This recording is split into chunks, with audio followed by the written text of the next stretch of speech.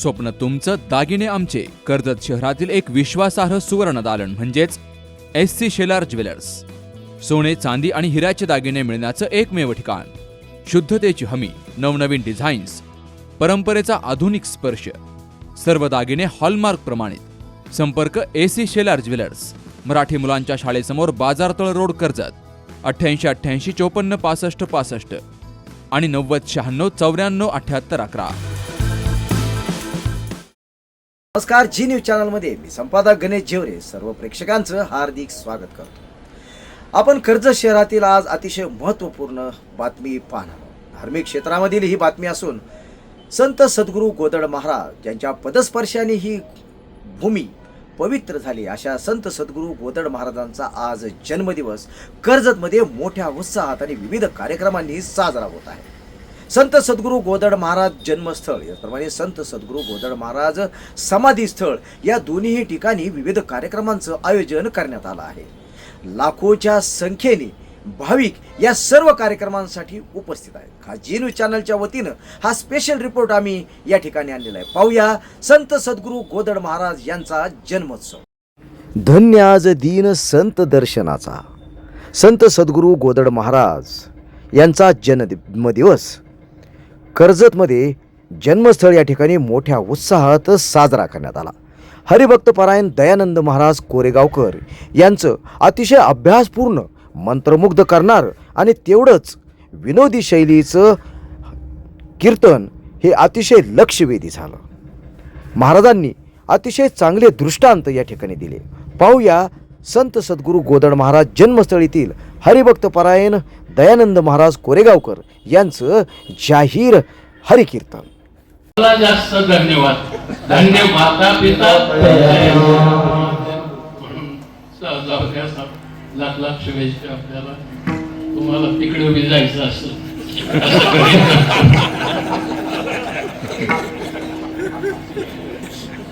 माझे बरेच दोस्त तिकडे गेलेले ते जातो. मला फोन होता आता पठाड्यांचा, दोन्ही पठाडी एकत्र आहेत ना तिथं. असं चालतंय आमचं. काही नाही, कुठंच काही नाही. मला फक्त मला सांगितलं वाचीला कटप्पा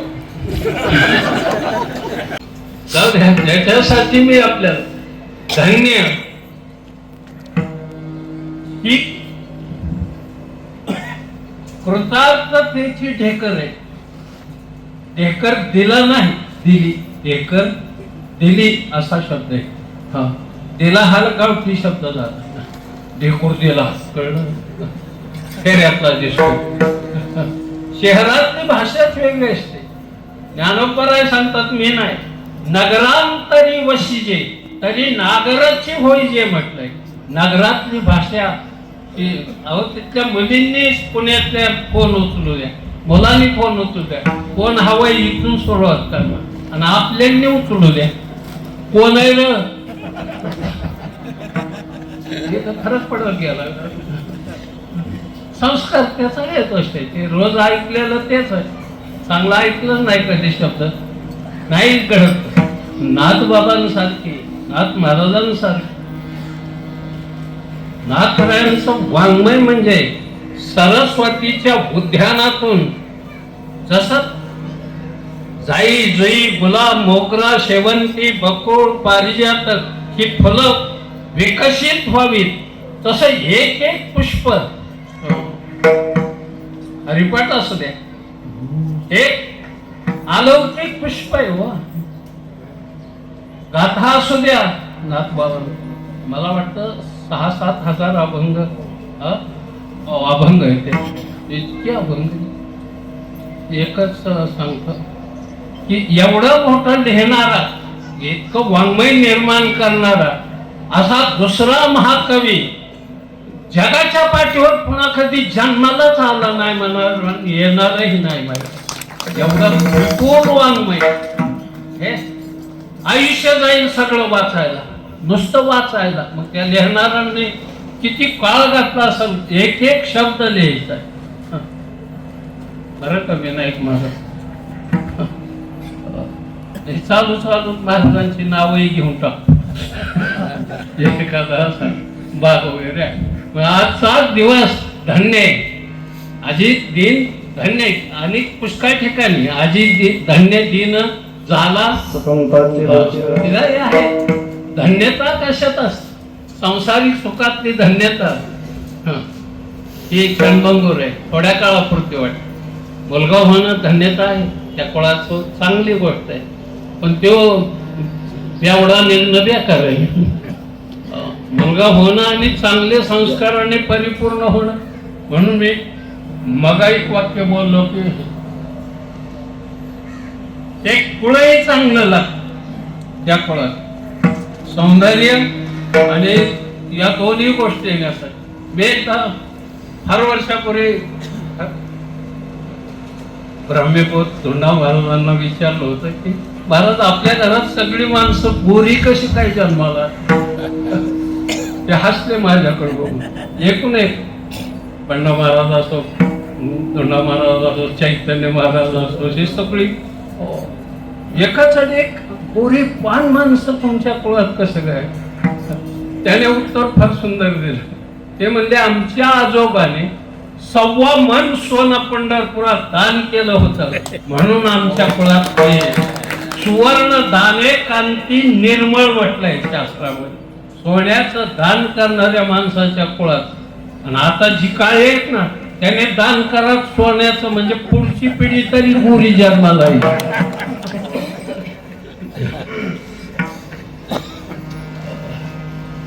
मोठ्या माणसांचे मोठे विचार असतात. मोठी माणसं कोणतं वाक्य कधी वापरतेल आणि कशा संबंध. सातारकरांकडे एकदा गेलो आणि त्यावेळी धोंडा महाराज बरोबर. पायऱ्या चढताना त्यांना सहज सातारकरांच्या खांद्यावर हात ठेवावा लागला. महाराज त्याने सातारकरांनी किती सुंदर वाक्य वापरले. ते म्हणजे जोराने हात ठेवा, आता याच खांद्यावर हात ठेवायचा आहे, कळलं तुम्हाला? मी खांदा दिलाय तुम्हाला, माझा स्वाधीन केला. कधीतरी आपला खांदा विश्वासाचा दुसऱ्याला स्वाधीन केला मायबाप, तो माणूस त्या आयुष्यात कधीच बर्बाद होत नाही. पण ज्याने खांदा काढून घेतला, वाटलं झालं रे, वाटलं खांदा काढून नाही घ्यायचं. अख्खं सरकार पडतं खांदा काढून घ्यायचं, काही राहतच नाही. होय अप्पा, बरोबर आहे का? ते आमचे श्रीगोंद देऊन आले स्वराज कंपनीचे, त्यांच्याकडे हे एजन्सी फार मोठी, पण माझ्यावर लई प्रेम अतिशय. त्यांना म्हणलं या दयानंद महाराजांचं ऐकायला. म्हणजे माझं कीर्तन ऐकाय नाही सांगितलं, आमची खाई या म्हणजे. कधी कधी निमंत्रण सांगतो, दुसरं वाक्य पुढे वापरावं लागतं, असा भाग आहे. म्हणून आज धन्य दिवस, आज चांगला दिवस आहे की संत दर्शनला. पण परिणाम काय? अनंत जन्माचा म्हटलं, एका जन्माचा नाही. एका जन्माचा असे जातच नसतो कधी. बहुत जन्म पुण्य तेच करावं लागतं, त्यावेळेस हे जात. अनंत जन्माचा सीन गेला म्हणजे काय झालं? पुन्हा जन्म, पुन्हा मरण, पुन्हा जन्म, पुन्हा मरण, याच्यातून बाजूला निघाला रे तो. चरपट पंजरिकेमध्ये इतकं सुंदर वर्णन केलं.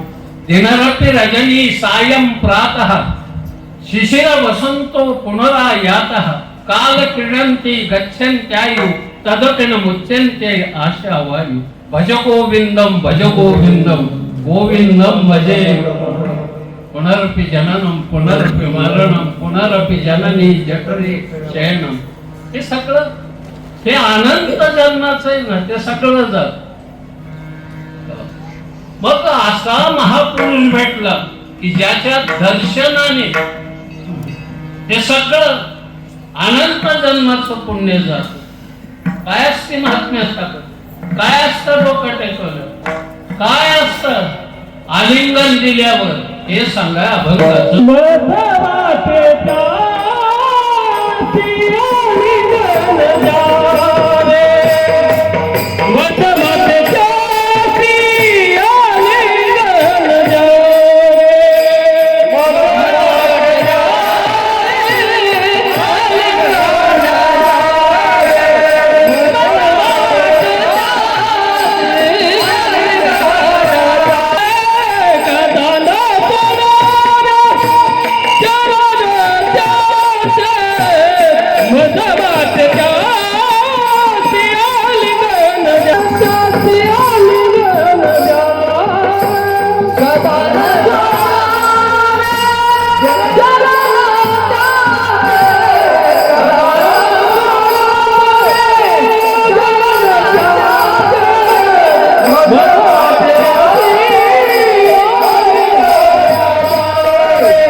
धोप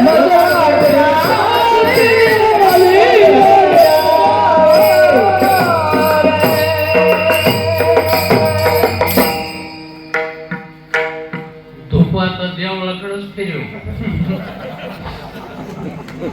आता सगळं पीर बसले का काय कळलं. तीन तास दिलं गंधाई करता. गंध नाही सुगंधही नाही, दोन्ही गोष्टी. एक आहे काय या संत दर्शनाचा फायदा आहे, काय आहे, का त्याच्या पाठीमागे लागली सगळी साधक मंडळी संतांची, का देतात त्यांना आलिंगन, का भेटतात, काय घडतंय त्याचा परिणाम. आलिंगने घडे मोक्ष, या संताशी आलिंगिता हरे संसाराचे. या संतांच्या आलिंगने दिव्य झाली, पाया दिव्य होते, शरीर मन सगळं बदलून जात आहे रे. काय या संत म्हैस दारात बांधले आणि घरात झोपल्याला पती पत्नी. पूर्वी स्त्रिया लवकर उठायच्या, पुरुष नंतर उठायचे, स्नान वगैरे करून मग गरम पाणी करून मग मालकाला उठवायच्या. त्या नाक उठा. काळाच्या बदलात सगळं परिवर्तन झाले. एका सांगावं लागतं का ज्याची त्याने आपलं महाग वळून बघायचं जीवनात. सगळ्याच्या लक्षात येतं की कुठाशी घोटाळा चालू येते. बघ झालं ते पत्नी उठली, तिने तोंड हातपाय धुतला असेल आणि धार काढायची सर्वी घेतली. त्या काळात सर्वी मानायची, पात्याला मान. म्हशीकडे गेली पाया, म्हैसच नव्हती. जिथं बांधलेली होती तिथं नाहीच म्हैस. गेली नवऱ्याला उठवलं, बालक म्हैसच नाही. नाथ म्हणायच्या पतीला असा भावत. नाथ या नाथ नाथ भोजनाची प्रबंध केला. नाथ असा शब्द नवऱ्याच्या बाबतीत वापरला. रमेश कुठे गेला होता रे, मस्त वाटेल. मला वाटलं ती ह्याची सिस्टरच आहे काय. मग मला कळलं उशीर की हा मिस्टर आहे. तिला सांगायची गमत झाले. एकदाच ती म्हणला म्हैस, ती गडबडीने उठलं, बघितलं होतं काय बाई जरा रागावली. ते म्हणले तुम्ही बांधलेली गेलीच कशी. ती फिरलं झालं होती, हिरवं जिथं होतं तिथं, पण काही सापडलीच नाही. म्हैसच सापडली. पुन्हा महागारी आल्यावर त्या बाईने मात्र मग चमकीला मारत. हे म्हणजे आता म्हैस घेतल्याशिवाय महागारी आला जेवण नाही तुम्हाला. बाहेर गे नवरे काय झालं, निघालो बाहेर. निघाल्यावर सगळीकडे फिरलं. चाकण 84 ला आलं. चाकण 84 म्हणायची. तिथं आलं. ते आल्यावर आळंदीला वारकरी चालले होते. त्यांच्या पायावर डोकं टेकवणं म्हणजे आमची म्हैस पाहिली का. वारकरी हसला. ते म्हणलं आम्ही म्हैसही नाही कधी येणार पाहिला नाही तुझ्यासारखा. आम्ही वारीला चाललो. तुझी म्हैस कुठं बघत बसतो, कुठे तुझी म्हैस. 2 दिवस झालं म्हणलं तपासच नाही, सापडानच म्हैस. काय ते म्हणजे आम्हाला जरी माहित नसते तर सल्ला म्हणून सांगतो. ते म्हणजे काय, इथून जवळ भंडारा नावाचा डोंगर आहे. तिथे एक महात्मा राहतोय. त्याच्या पायावर डोकं टेकव, ते तुला म्हशीचा पत्ता सांगते. वाशा लय वाईट असते, माणसं लय वाईट. ती गेलं तिथं, पायावर डोकं टेकव. महाराज त्याच्याकडे बघून खुश झाले. म्हणजे काय भाग्य उजळले, आमचं भाग्य उजळलं. म्हणजे काय झालं, मी एकटाच भजन करीत होतो. आता जोडीदार आला बांधणार. आता दमायचं नाही, बसायचं नाही, काय नाही. लागोपाठ तू एकदा रामकृष्ण हरी, मी एकदा. चलो दे तो म्हणला मी बंधनाला आलोय का माझं काय गुतलंय अडचण काय माझी हो रामकृष्ण हरी रामकृष्ण हरी मोकार पटाका अहो महाराज म्हणणं मी भजनाचा नाही माळकरी नाही मला काही नाही ते म्हणजे मग मी माझी मैल चुकली ती बघायला आवडेल तुकोबराय म्हणजे मी माझ्या म्हशी गाई धरण हे सगळं दान घेऊन करून टाकून हिथं आलो तू हिथं मला म्हैस बघायला विचारायला आला वगैरे काय गंमत काय हरकत नाही मला तू इतक्या लांबून आशेने आलाय जिथं बांधली होती तिथंच जा त्याने डोकं टेकवलं पुन्हा एक महाराजांकडे पाहिजे त्या नजरेतच एवढी ऊर्जा होती माहिती की त्याला खात्री पडली की हा माणूस असत्य मिथ्या बोलत नाही म्हैस तिथंच असली पाहिजे घरी आपल्या अवतार निघालं महागारी महाराज म्हणलं येत आलं घरी लांबूनच दिसले रस्त्यावर म्हैस ते मागीकडून पुढं पळतच आधी डोकं टेकवलं म्हणजे महाराज उगत तुम्हाला 3 दिवस राहिलं कुठं जेवलात काय हा स्नान करा जेवण करा म्हैस तिथंच घरामधल्या कोपऱ्यात म्हणलं कुठल्या तो कोपऱ्यात असं सापडली ना आला ते दारात की बाई हात जोडत होती म्हटले हात चाल ते म्हणलं कशात हे स्नान वगैरे कर म्हणलं करील पुन्हा स्नान त्याने एक विचार केला तेवढ्या काळापुरता तेवढ्या क्षणी संतांच्या दर्शनाचा परिणाम सांगतोय महाराजांना आठवलं त्याने पाय आठवले ते तुकोबराय अरे ज्याला इथून हवाई अंतर जवळजवळ 20 किलोमीटर आहे इतक्या लांबचं कळतंय तो महात्मा गाया गुरं सगळी सोडून देऊन डोंगरावर आलाय आणि मी एका मसाडासाठी बोंबलं इतका फिरलो आणि पुन्हा घरी आलोय अरे कसलं जीवन जगतोय तो महापुरुष बस उमरेच्या आत पाय टाकला नाही त्याकडे माघारी आला माघारी घेतला पाय उमरेत हात टाकायचा आणि डायरेक्ट भांडाऱ्यावर आलं आणि महाराजांच्या पायावर डोकं टेकवलं डोकं टेकवलं महाराज ते म्हणजे अरे तू आता काल गेला लगेच आला माघारी महाराज म्हणला काय झालं बशीस ते म्हणला खलास बायको ती म्हणला महागच गेली पोर पुन्हा गाठीच घ्यायचं ना हो आता ह्या पायापासून दूर जायचंच ना तुकोबराय उठले त्याला कडकडून आलिंगन दिलं आलिंगन इतकं दिलं जोरात हे हृदयचे ते हृदय हो काय अवस्था झाली बाई बाबा त्या माणसाने कदम साहेब तुकोबरायची आखी गाथा लिहिली त्या गंगाराम बुवा कडूस हे गाव त्यांचं आणि आडनाव मवाळ 14 टाळकऱ्यापैकी एक टाळकरी झाला 14 टाळकऱ्यापैकी एक टाळकरी नुसतं दर्शन झाल्याबरोबर महाराज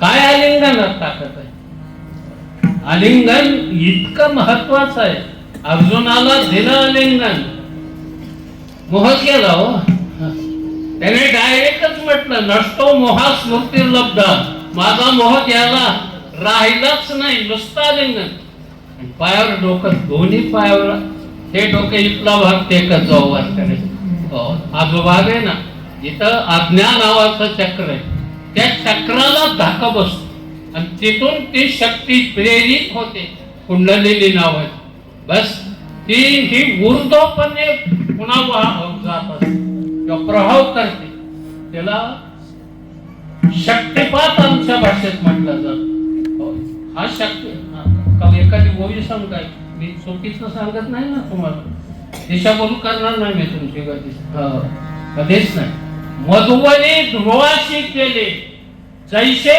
कपोल शंके शिवितले आणि भेदाचे मती ठेले ते तो लागला बोलो माऊली सांग ध्रुवाच्या गालाला शंकाचा स्पर्श केल्याबरोबर अरे वेदांना जे कळलं नाही, समजलं नाही, ते ज्ञान ध्रुवाला झालं. माहिती एवढंच लहान मला लहान मोठं हे भानगडच नाही.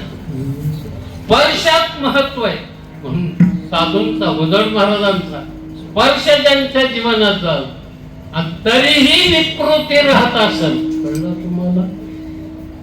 हा स्पर्श होऊन जर विकृती राहत असेल, लोखंड परिसाला चिकटल्यावर सोनं होत आहे, पण ही जात लोखंडाची नसली पाहिजे. कळलं तुम्हाला?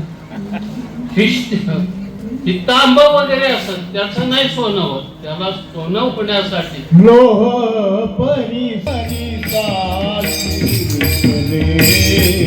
लोह परिसा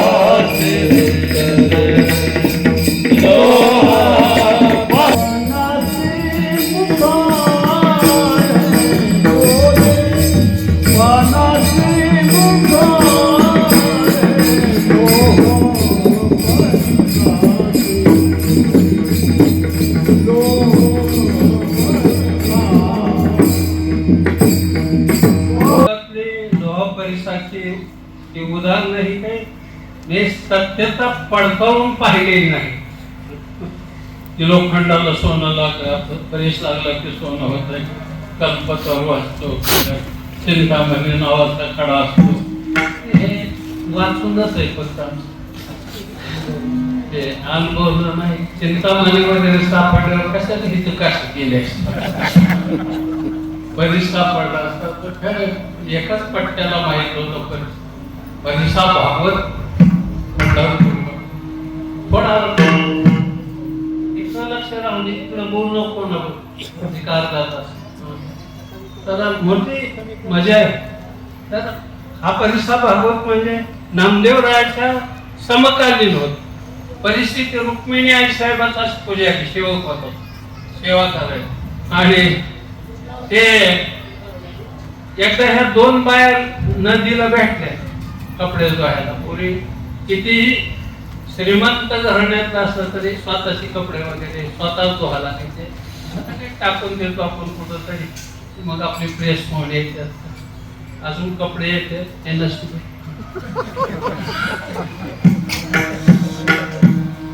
कपडे सकट टाकली पाहिजे म्हणजे चाललंय तसं चालून द्यायचं, काय नाही लय विचार करायचं. त्या दोन बाया एकत्र मग आता गप्पा निघाल्या प्रपंचाच्या. बाहेरच्या गप्पा बहुतांशी सासू बोलत, सासरा नवरा कसं काय, तुझं कसं चालतंय हे वगैरे असतं. लय गप्पा असतात. नाही संधी मिळली माझ्या आयुष्यात ऐकायचं असतात असतं लोक म्हणतात बरं असतं. बहुतांशी सासूबद्दल जास्त चर्चा असते. काम असतातच बसले त्यांच्यासाठी कळालंच नाही मला कधी सासू. ते सासू शब्द सुद्धा सासूची भूमिका करणारी एक ती सिनेमातली नटी नाही त्याला देश होणार. ती इरवी जरी कुठं रस्ते मी गेली तर लोक दगड हाणायच्या, इतकी परमोच्च टोकाची भूमिका होती. भूमिका करताना सुद्धा खलनायकाची भूमिका करताना ते इतकं वटलं पाहिजे खलनायक. नायक आपोआप चांगल्या पद्धतीला म्हणून एक पाहिलं मी माझ्या ते दोन बाय चर्चा, तुझं कसं काय चाललंय? म्हणजे आमचा नवरा भजन कीर्तन करतोय पांडुरंगाच्या पुढे, काय नाही परिस्थितीत काय बदल नाही, काय नाही आहे त्याच अवस्थेत. पण ही म्हणजे माझा नवरा आई साहेबाची पूजा करतोय, त्यांनी परीस दिलेला आहे. ती म्हणजे परीस म्हणजे काय? अगं म्हणजे लोखंडाला लावून सोनं देती का उसना. किती उदार काळ होता याच्यावरून कल्पना येईल. ती बाई हो म्हणली, हो दिला ना परीस उसना, 2 दिवस तुझ्याकडे राहून हे परीस. तिला माहित होतं घरी आल्यावर लोखंडाचं सोनं करून पुन्हा प्रपंच सुधारताय, पण लोखंडच घरी नव्हतं. कळलं? एकच तवा होता फुटका, त्यालाही होल पडलेलो. स्वयंपाक झाल्यावर तव्याला लावलं, ती बारका तवा लहान मोडला. पुन्हा बरंच सामान आणलं. ती म्हणली उद्याच्याला त्या सामानातून ही राहिलेला तवा मोडायचं, 2-4 क्विंटल लोखंड घ्यायचं, कळलं. सोनं घ्यायचं म्हणजे नाही ती नामदेव राहायची धर्म, पण लोखंड घ्यायचं, कारण सोनं बनविणार हात्यार आपल्याकडे म्हणजे हो काय. कालच्या 35,000 चांदी वाढली रात्रीपासून, 35,000 किलो मागं भाव वाढला. साखर 85 झाली. ते कालचे बाजार भाव आहेत. कुठपर्यंत ध्यान ठेवू आम्ही लोकांनी. मजा झालं एकदम. त्याने ती परिस्थितीला घरी सोनं तयार केलं, स्वयंपाक बनवलं. नामदेवराय 11-11:30 मंदिरातून आल्यावर जेवाय वाढलं. स्वयंपाक चांगला पाहिला त्याने, कधीच असला नसतो ना आज म्हटल्यावर. त्यांनी लगेच विचारलं, ही कुठून आणलं? ती म्हणजे मी काय चोरी केली का काय वाईट? काहीच नाही. मग हे मिळालं कुठं? आवाज वाढवला. म्हणजे परिसा भागवताच्या बायकोने परिस दिलाय. मग सोनं होतं ते लोकांना. आणि ते म्हणला कुठं आहे ते परिस? उभा राहिला. हे काय म्हणजे कडा आणून दाखव. चंद्रभागेच्या किनाऱ्यावरच राहायला होत नामदेवराय. तो खडा घेतला, पळत जाऊन दिला डहाट टाकून. आता असली बातमी फुटायला किती वेळ लागला? 5 मिनिटात तर परिसा भागवतापर्यंत बातमी तुमचा परिस दिला फेकून. काय असतो काय? 10-15 पोरं घेऊनच आला ठोकायला नामदेवराय. ते म्हणलं का मारायला आलाय? ते आमचा खडा परिस डोहात टाकला जाणार. अहो ते म्हणलं असलं खडं सगळंच आहे. त्या परिसरासारखं सगळंच वाळून खडं आहे त्या डोहात. तुमचा कोणता आहे ते घेऊन जा आणि लोकांनी घेऊन या आपापल्या घरच. कोणी म्हणले नाच का नाही आपल्याजवळ काटा काढायचं, कोणी म्हणजे टाचणी त्याला लावून बघू, कोणी काय चपलाच्या कळ्याला. ती सगळी मंडळी कोणी काय आणलं. नामदेवराय त्या डोहात उतरले, चाळून मोठाले खडे काढले वजळून. याच्यातला कोणताही खडा लावा, तो खडा उचलला आणि त्याला लावला की सोनं बनाय. परिसरच होत.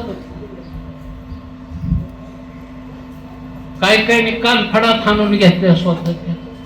धावपट जुना घरी होता. कोण म्हणतोय 5 घरी, कोणी म्हणतोय फारुळा घरी. तसलं घेऊन आलो नाही, टाचणी घेऊन आलोय. काय आणलंच नाही माई बाप.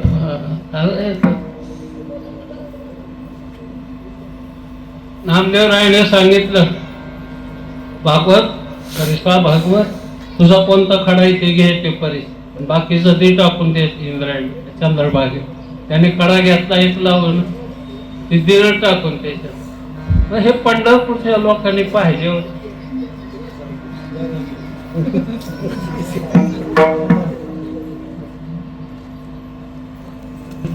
बस खाली.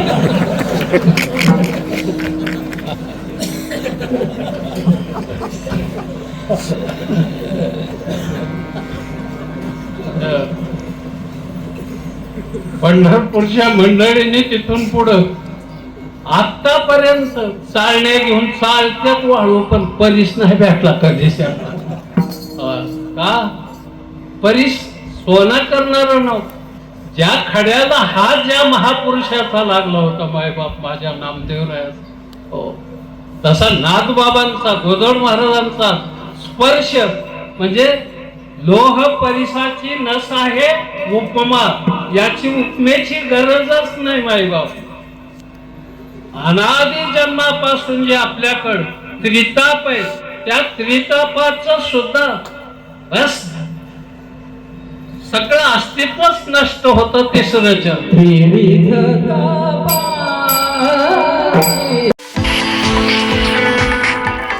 आता तरकारी पिकं, फुलझाडं, फळझाडं आणि आयुर्वेदिक वनस्पतींची रोपं आपल्या कर्जतमध्ये. गुरुदत्त उद्योग समूहाने सुरू केलेल्या गुरुदत्त नर्सरीला भेट द्या आणि आपल्याला जे हवं ते घेऊन जा. शेतकरी बांधवांसाठी सर्व प्रकारची तरकारी पिकांची रोपं, त्याचबरोबर आकर्षक फुलझाडं, फळझाडं आणि आयुर्वेदिक वनस्पतींची रोपं मिळण्याचं विश्वासार्ह खात्रीशीर ठिकाण म्हणजेच गुरुदत्त नर्सरी. गुरुदत्त नर्सरी एवढंच नाही तर शेतकऱ्यांच्या मालाला योग्य भाव देण्यासाठी लिंबू खरेदी केंद्रही सुरू. मग वाट कसली बघताय? एकदा भेट द्याच. गुरुदत्त नर्सरी, प्रोप्रायटर दादा गोविंद धुमाळ आणि प्रोप्रायटर मनोज दादा निलंगे. ठिकाण निलंगे ग्रीन सिटी, कर्जत राशीन रोड, कर्जत. संपर्क 860022 6868, 8208 585202 आणि 9404 120069.